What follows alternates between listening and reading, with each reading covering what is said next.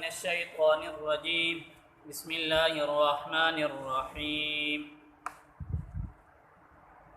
الف لام میم ذلك الكتاب لا ريب فيه هدى للمتقين الذين يؤمنون بالغيب ويقيمون الصلاة ومما رزقناهم ينفقون والذين يؤمنون بما أنزل إليك وما أنزل من قبلك وبالآخرة هم يوقنون صدق اللہ العظیم۔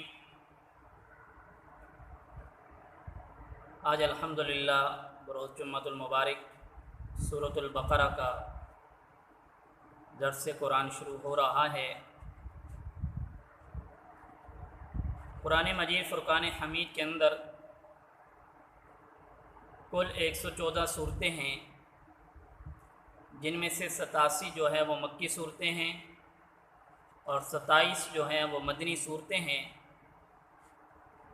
آج سورۃ البقرہ کا درس ہے، کا ابتدا ہے۔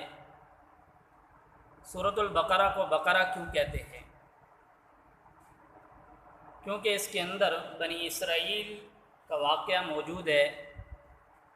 اس وقت کے نبی جناب موسیٰ علیہ السلام نے اپنی قوم کو، ان کے زمانے میں ایک شخص قتل ہو گیا تھا، تو ان کو حکم دیا کہ تم ایک گائے کو ذبح کرو۔ تو انہوں نے اس گائے کو ذبح کیا قاتل معلوم کرنے کے لیے، تو اس کے قاتل کا پوچھنے کے لیے انہوں نے یہ عمل کیا۔ تو اس وجہ سے اس سورت کا نام سورۃ البقرہ ہے۔ ایک بات، دوسری بات یہ ہے، یہ قرآن کریم کی سب سے بڑی سورت ہے، اور مدینہ الطیبہ کے اندر جب جناب رسول اللہ صلی اللہ علیہ وآلہ وسلم تشریف لائے تو سب سے پہلے جو سورت آپ پر نازل ہوئی مدینہ طیبہ میں، اس سورت کا نام بھی سورۃ البقرہ ہے۔ اس سورۃ البقرہ کے اندر بہت زیادہ احکامات ہیں، بہت زیادہ واقعات ہیں۔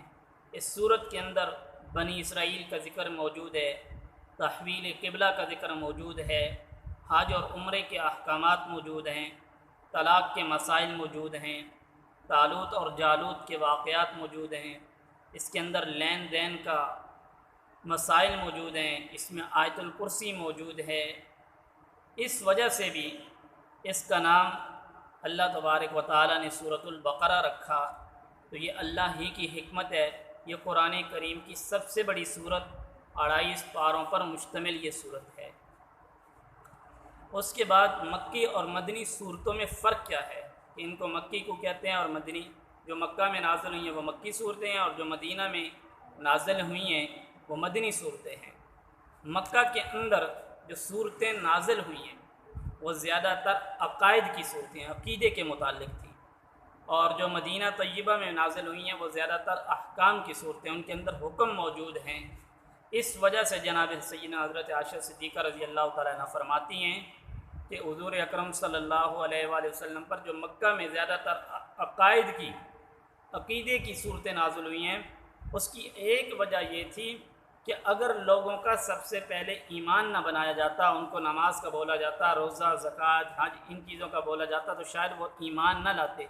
اس وجہ سے سب سے پہلے اس سورت کا